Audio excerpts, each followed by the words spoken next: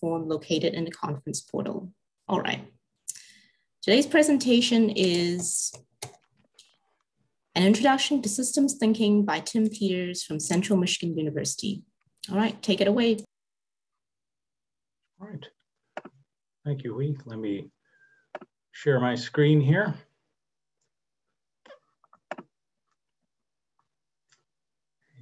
And is everybody seeing my main slide? Okay, good. Just wanna make sure we get going. Again, my name is Tim Peters. I'm the Associate Dean of University Libraries at Central Michigan University. Thank you very much for joining me late in the day on Thursday afternoon. My session is entitled An Introduction to Systems Thinking. It's a topic I find interesting, and hopefully this little introduction here, we're not deep diving, but it's going to be an introduction that I hope is compelling to you and kind of piques your interest in it as well.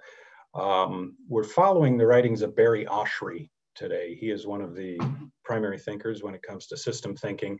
He began writing about it in the early 1970s. He launched the Power Lab in 1972 and a consulting agency called Power and Systems Training Incorporated in 1975. They work with corporations, organizations, helping them be more effective, more efficient, and incorporating system thinking principles along the way. And he's the author of more than 12 books on systems thinking. I do have a short bibliography at the end with the titles of some of those books. But before I get into this slide here, so I have to move my panel here. I'll just explain a little about why I'm interested in systems thinking, how I got started. It all started with a pre-conference workshop in Cleveland, ACRL conference in 2019. It was just a very interesting pre-conference, and it kind of resonated with me in a way that other readings I've done about management leadership didn't. I've read a lot of different books, and there's always something you can take away, an idea here and there, but the systems thinking really resonated, and I realized later it's because I was able to see my own experiences in it. I was able to see my own workplace in it. As I was sitting in that pre-conference, I was saying, oh, that's what happened when we were doing this project, or oh, that's what happens, you know, with this department when it interacts with that other department. So it really seemed to resonate in a way other things didn't, and I've been interested in it since then and have continued kind of what started at that pre-conference in 2019.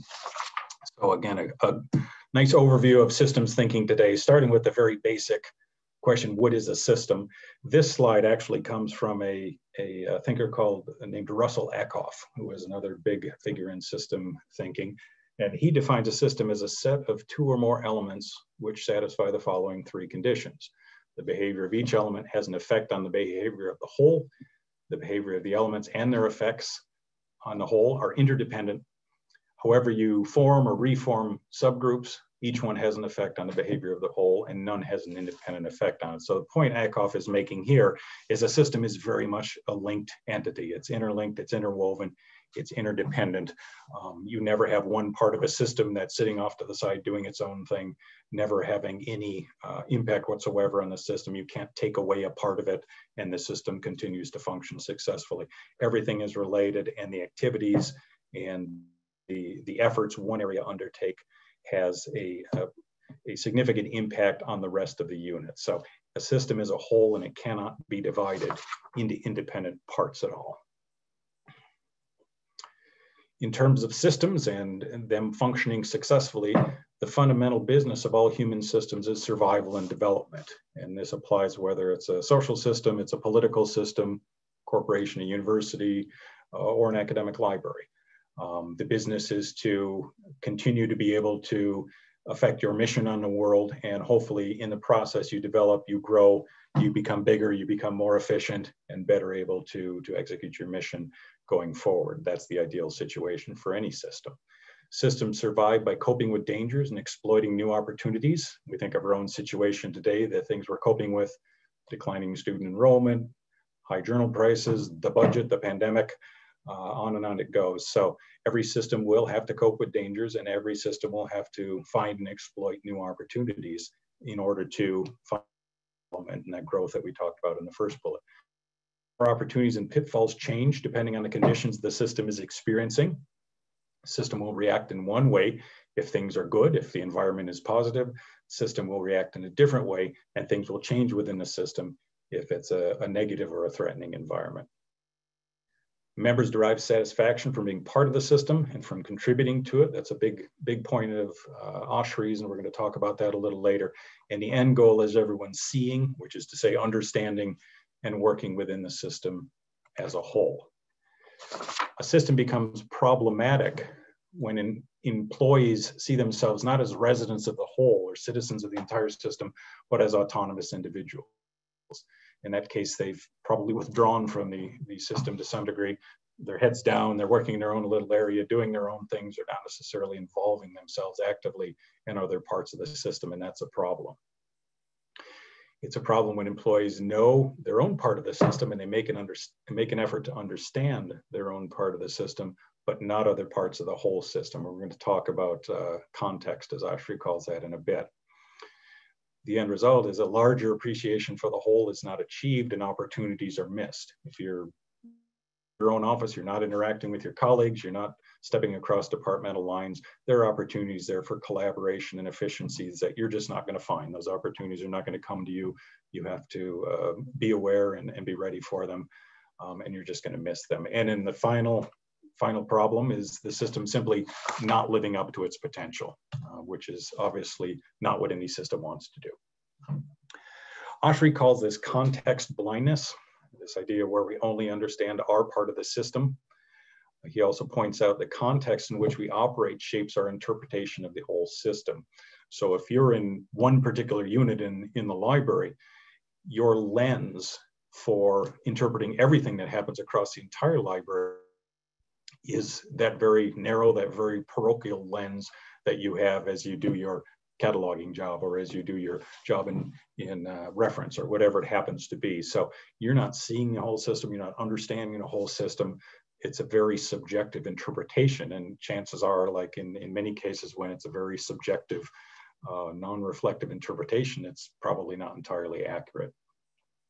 Context blindness includes blindness to the context that others are working in and blindness to our own context. So you may be blind to the fact that another department, for example, could collaborate with you and increase the efficiency of your job or their job.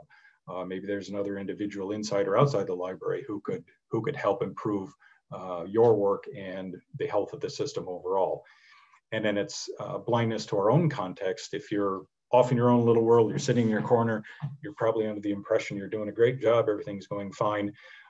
It may be you're actually kind of behind the times technologically, you're missing opportunities to be more efficient, and you're missing the flaws in your own workflows that could be improved with a greater awareness of the larger system. So context blindness to Oshri is a very, very bad thing, and we have to fight very hard to overcome that.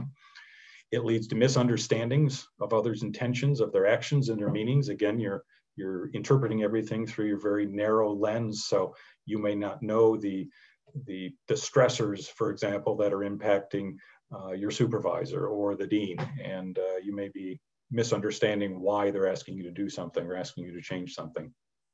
Results in unnecessary stress, broken relationships with your colleagues. Maybe you're passing unfair judgment on others.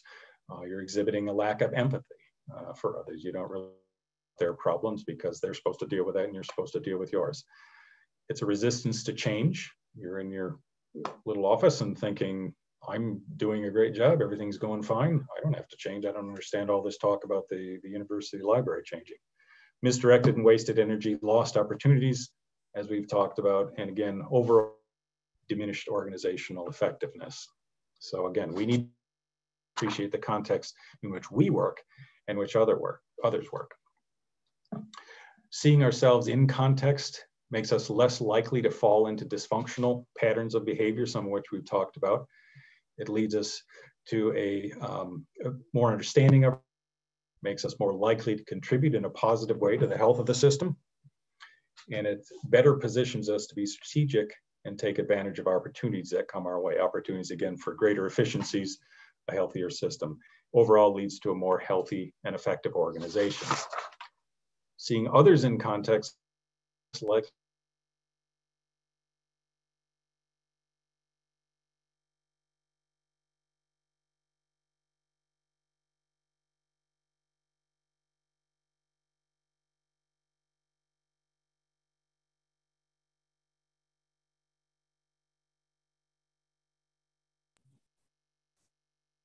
Okay, is everyone else able to hear Tim? He seems to have frozen for me. Yeah, same here. Okay, I'm gonna send him a message, but I'm not sure what. Just.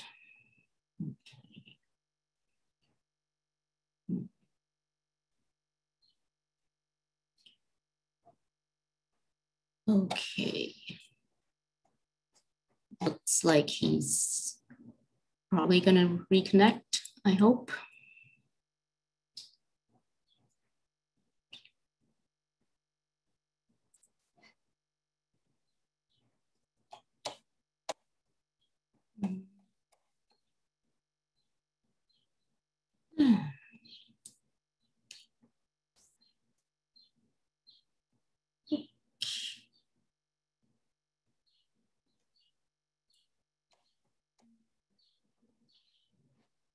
Okay. Hi. All right, you're back. Yeah, sorry about that. My internet went down. Share my screen again. Where were we?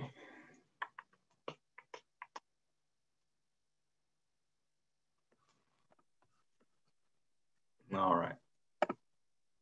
Everybody see my screen again?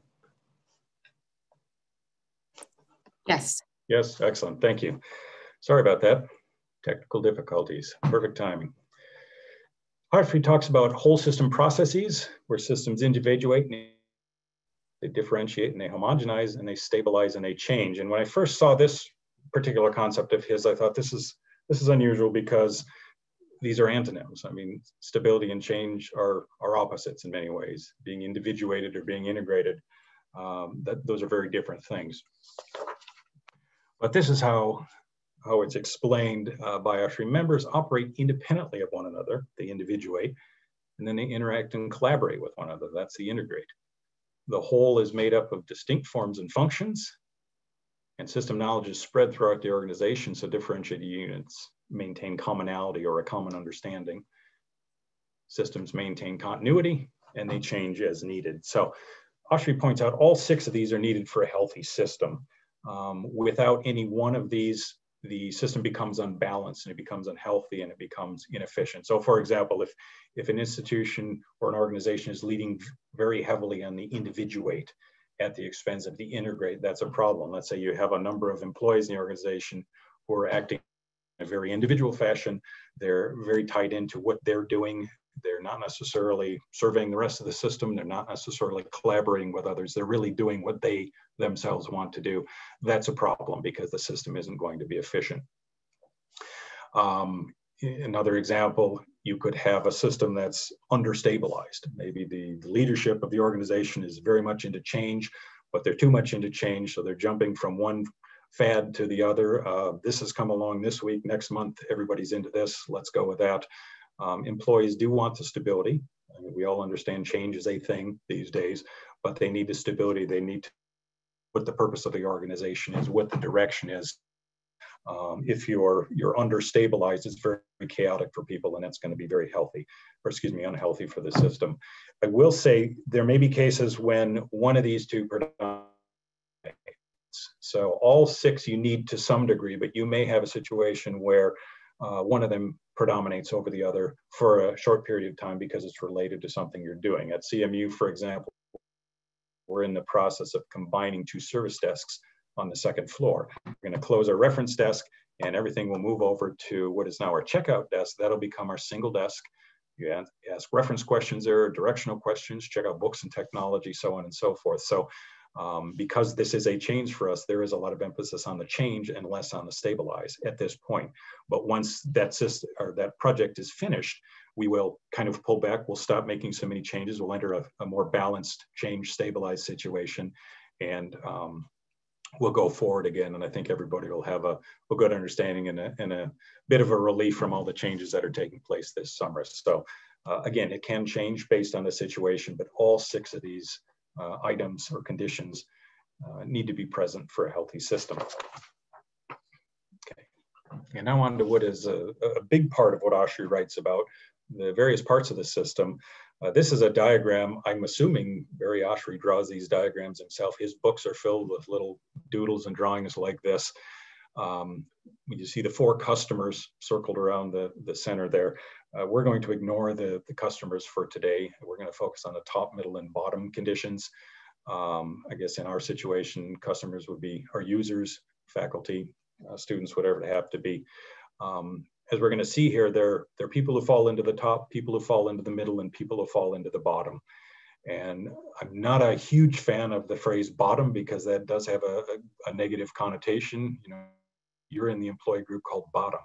That's not a very encouraging thing to say to somebody. In his very earliest writings in the early 70s, he referred to it as directors, middle, and members, which I think is a little kinder. But in all his writings since then, he's always gone with top, middle, and bottom. So that's what we're going to use today.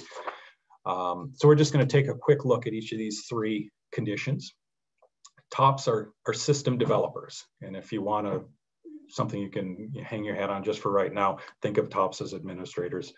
They're responsible for sharing the big picture with other system members, for involving members in dealing with dangers and opportunities, asking members for help, and developing members' skills, helping them cope with situations and building them up, developing leadership skills, project management skills, mentoring, so on and so forth, and coaching members to overcome their weaknesses and to develop their strengths.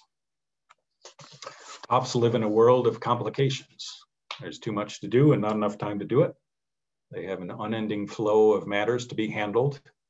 There are instances of conflicting input where you're hearing from one department head that this is a problem, hearing from another department head, this is not a problem. Crises, always a crisis going on somewhere.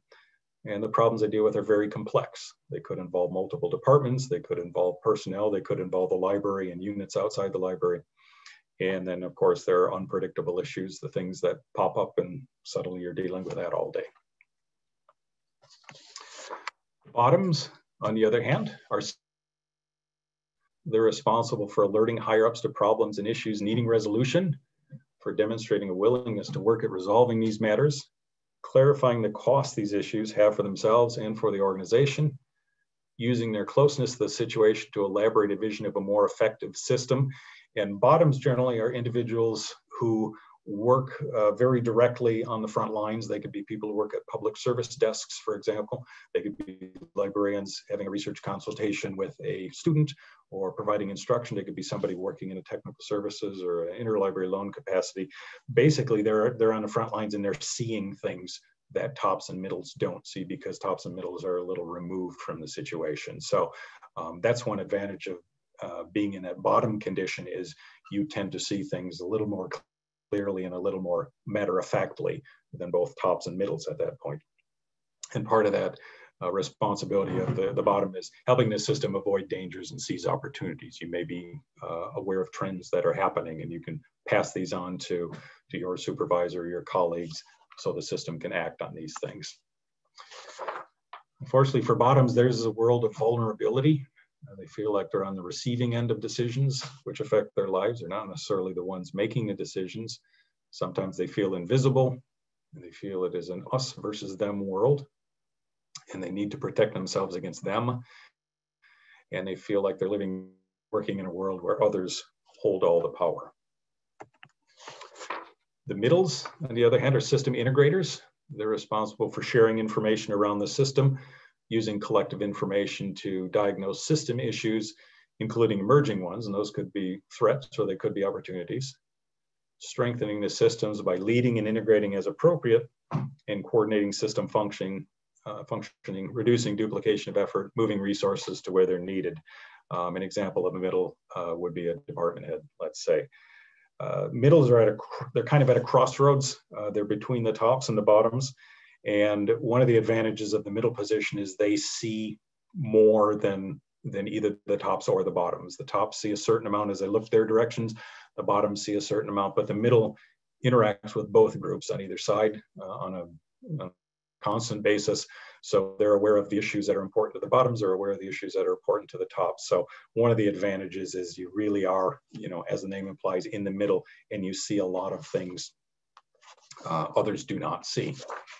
Unfortunately, what that leads to is what Oshri describes as tearing, where you are expected to fulfill the needs of the tops and you are expected to fulfill the needs of the bottoms as well. You're constantly being pulled in different directions, and you live in a world where pleasing one person may very well mean displeasing another person or another group of people. I spent a number of years as a head of reference at CMU, and I knew what it was like to be between the dean and the associate dean and the librarians. Those two groups don't always have the same needs or have the same desires. So in the middle, you're translating and trying to make sure everybody's getting on the same page, and sometimes that is a thankless task. So to circle back to the tops, again, lots of responsibility, a world of complications, and one of the mindsets that tops can fall into is what's called burden, where they pull responsibility to themselves and away from others. Okay, and this could be a, you know, if you want it done right, you have to do it yourself attitude, but it could also be a generous attitude of, I'm the boss, I'm responsible for this, therefore I have to take on more work than other people, I have to lead by example kind of thing. But in either situation, what you're doing is pulling opportunities away from other people. There may be people in your library who would relish the opportunity to lead a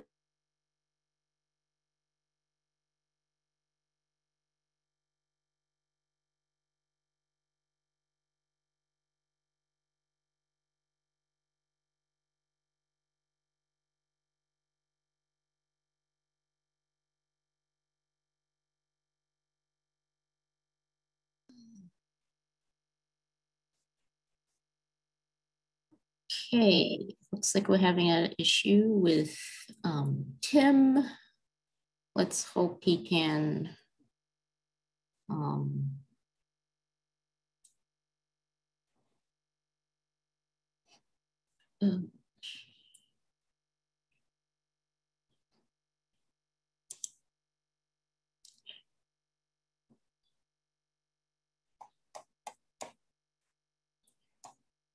thank you all for your patience.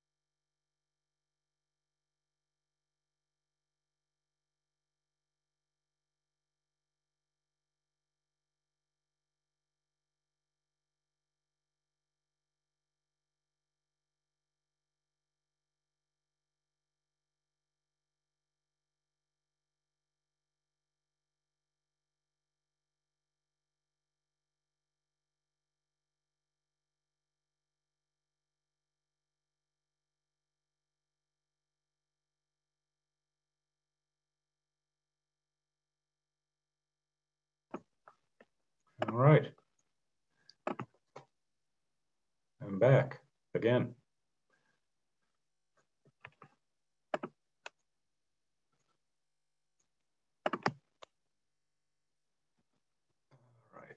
All right. It says I don't have access to screen sharing.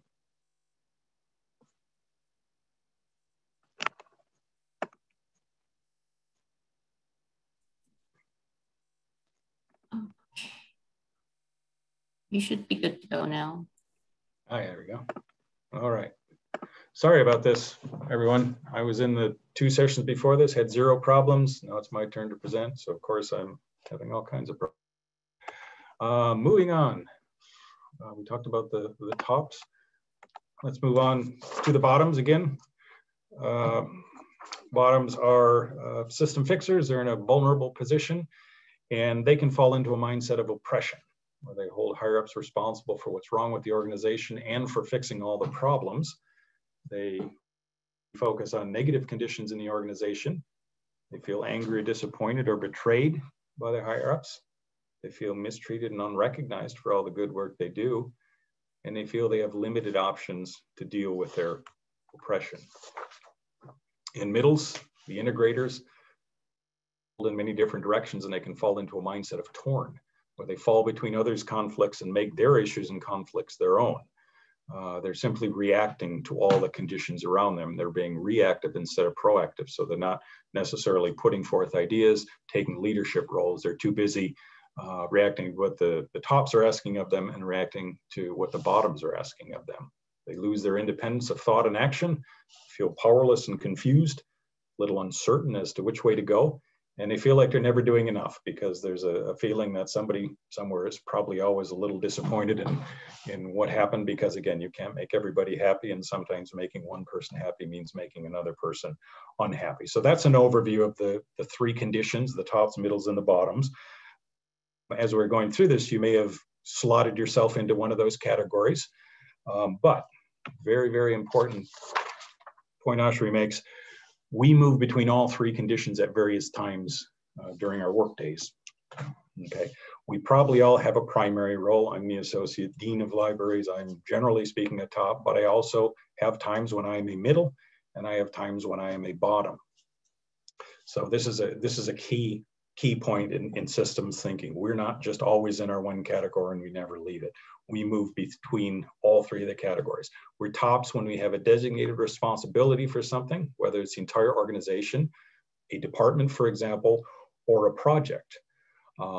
Perhaps there's somebody who doesn't supervise permanent staff, would be slotted into the bottom situation, but maybe that person's really good at graphic design, and this person has been tapped for leading a redesign of library signage project. That person is leading that project. That person is now a top, and everybody is answering to that person. That person is directing this project and seeing it through to completion. Maybe you don't supervise permanent staff, but you have student staff who you train and you supervise and you hire and you fire if necessary. So depending on the situation, you could be a top. We're bottoms when we experience with our condition or the conditions of the system, and we feel higher up should be taking care of things. People should be doing a better job of things. Things should be done differently. I just thought of an example from a couple of years ago with this. This was before we started doing this. We now have a user experience committee. They're doing a really good job of things. But way back when, I just said, let's just have, kind of informal focus groups where we talk to students and get feedback, because I've had some really enlightening conversations kind of off the cuff with student workers and students in the library. So I was like, yeah, let's just get a half dozen students together and talk. And people in the library said, well, if you want to do a proper focus group, you need to have a moderator who's been trained, and you need to have a recorder who's been trained, and we need to record it, and we need to get clearance to record it. And they just put this entire superstructure around it. And I just wanted to, brew a pot of coffee and have some students and then see what comes onto their minds. So, I felt, I just kind of tuned out at that point. I thought, well, okay, we don't need to go to that extent, but whatever. And other people took over. And as I said, our user experience group is working very well, but I fell into that bottom mindset where I just kind of disengaged because what I had said wasn't really being taken up by anybody else. We're middles when we experience conflicting demands, priorities, and pressures from two or more individuals or groups.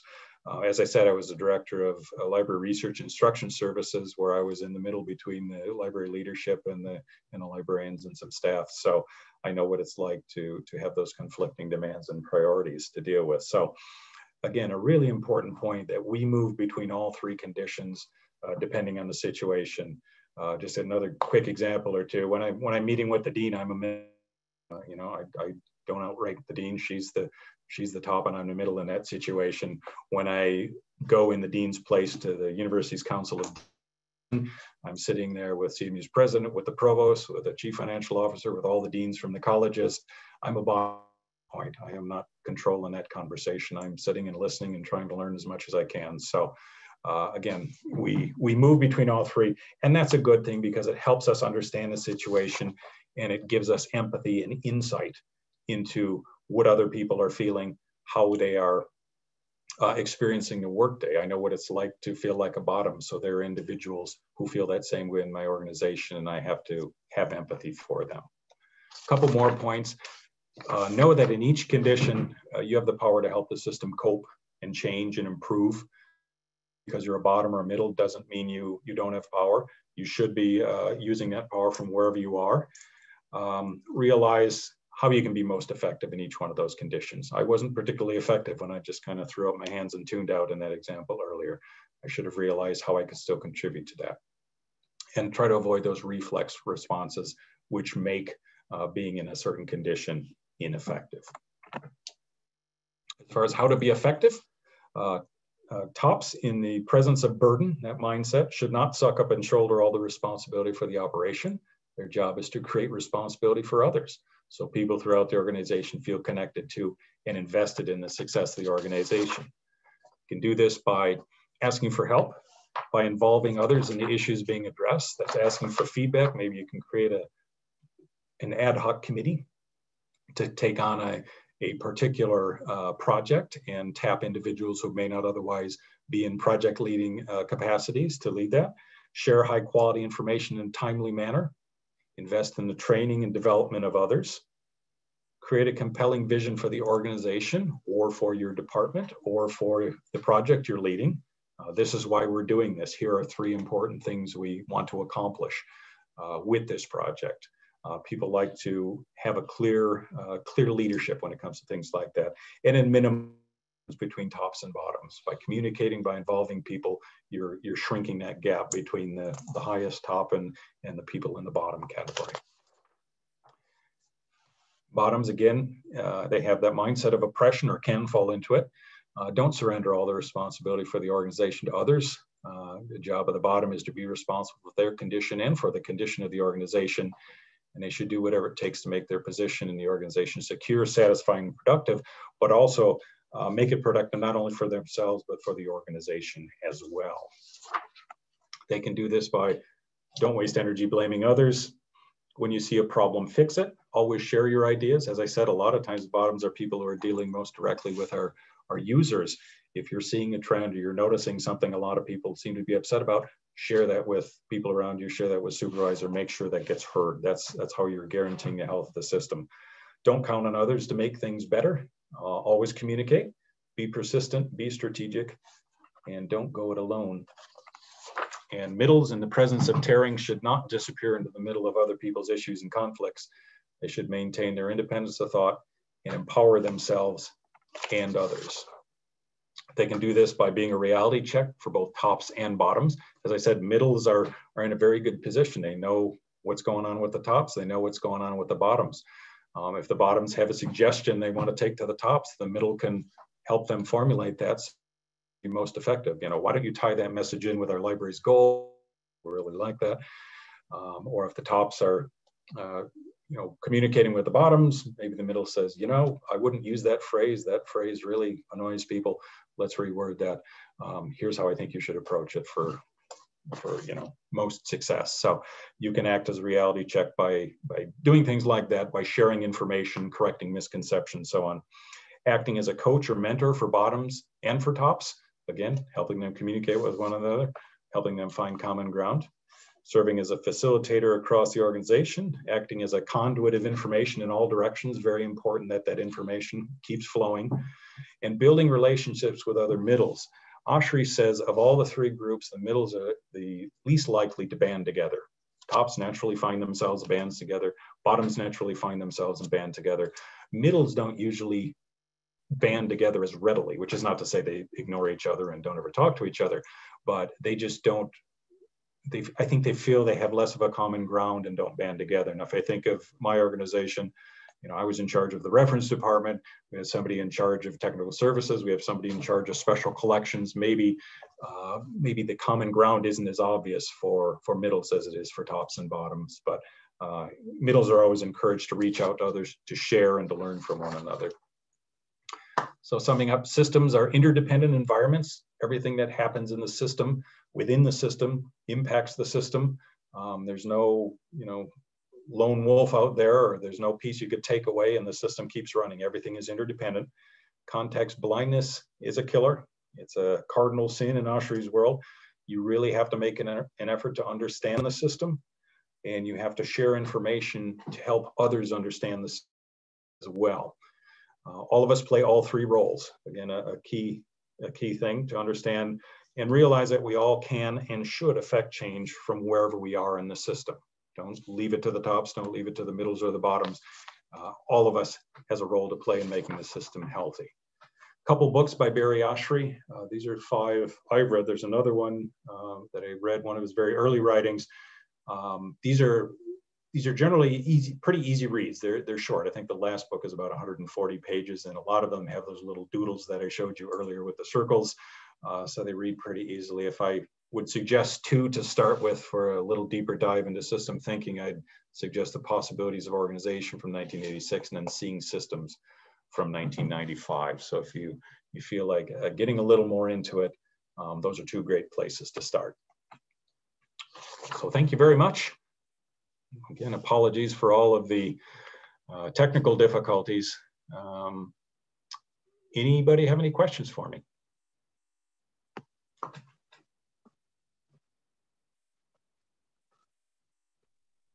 Hi, this is Juliana. I have a question, if that's okay, Pete. I'm really intrigued by, the whole aspect of the context building, of course. And, my first thought was, is there a way in the organization to increase like rotations? Is that a way to build context? Or is it simply enough of making sure that you have cross-functional committees or groups so that they gain that inherent information that they wouldn't get otherwise? But I don't know. I'm new to academic libraries, so my thought is I'm not really sure if people in general would want to be cross-trained or be moved around to different departments. I'm curious where your brain went when you were thinking of how to combat that context issue. Yeah, I think what you said, those are both good ideas. I mean, it's all about helping people understand what happens in other parts of the system, getting them outside of their own part. And one thing that is probably endemic to academia in general, certainly, but academic libraries, is that siloing. You have your department and you work within your department. We've had people in our library say, I don't even really know what that department does. And they've been working for years. So we've made efforts to kind of communicate to other people. We had some kind of informal get-togethers that would be hosted by an individual department. So it's references hosting it this month, and like a tea or a social, but the idea is you can talk a little about your department's role to bring people up to speed on what it does. I found involving people, in committees, ad hoc committees, or project committees really helps to, it gets them interacting with one another in ways they probably wouldn't other interact. These two never actually work together because it's very different, but suddenly they're serving on a committee. And when you're on a committee, you're saying, well, it's been my experience that, or in my department, we do this. And that can be an enlightening thing. I mean, I've learned a lot of things over the years talking to people on committee. Because I just never quite came across that in my daily work. So I think anything you can do to break down those silos and get people mixing who don't normally mix or who otherwise wouldn't is a good thing. Tim, it's Julia. How are you? Hi, good, thanks. I have a question for you. As I was listening to you talk, I'm thinking in terms of administrators being the tops, library faculty being the middles, and staff of the library being the bottoms. Mm-hmm. And I imagine a lot of people thought of it that way. So I've worked in situations where the tops told the middles to stay out of the bottoms business. Does that, in your mind, or according to what you've read, contribute to the dysfunction of a library, or is that actually a good thing? I would say, generally as a rule, if one group is told to stay away from another group, that's probably not a real healthy thing for the system, because, as we've said, the system is very interdependent, and and you're kind of, you need people to come together, to communicate, to work together. So yeah, anything that says people stay away from one another is probably not a really healthy thing for the system. I don't know the reason behind that, but I think really the thing to do is to try to get people communicating as much as possible and sharing information as much as possible, so people understand the context other people are working in. Yeah, it seemed like it was a compartmentalizing type thing, where administrators believed that library faculty are responsible for this, staff are responsible for this, and they don't meet in any real significant way. And I mean, we all have our roles. So, you wouldn't want library staff going out and doing instruction sessions or reaching out to faculty directly. But I think in terms of helping faculty and staff understand what one another do each day, I think that's a very good thing. And you could have committees where they're working together and they're learning a little more about each other. So, you want to make sure people are kind of operating within the confines of what their job is, but to say, stay away from one another and don't talk to each other, I don't think is a good thing. No, I don't think it was so much that. It's just compartmentalizing the work. Okay. Okay. This group does that group does this, and there's no intersection. I think that's sort of the way it seemed at the time. Thanks, Tim. I appreciate it. There's a question from Mary in chat about reflections on facilitating cooperation across academic organizations or other libraries. Okay. I think, it's been my experience, we've done that through some of our organizations like Miala, and I was involved with the Cold Public Services Group for a long time. And a lot of that was information sharing. I would frequently email the people in the Cold Public Services Group and say, this is something I'm dealing with at my particular library. How do you deal with this at your library? So again, it started with communication. It's led to some other things. I mean, we have the MySpy program and all of the great things we get through MELCAT and the Interlibrary Loan System and so on and so forth. So those are more formal structures. But even, again, I always found it very helpful to reach out to people at Western or Grand Valley or Saginaw or wherever they happen to be and kind of get their take on things. So for me, it's just communicating and asking that question and sharing what I learned with other people once I get all those answers.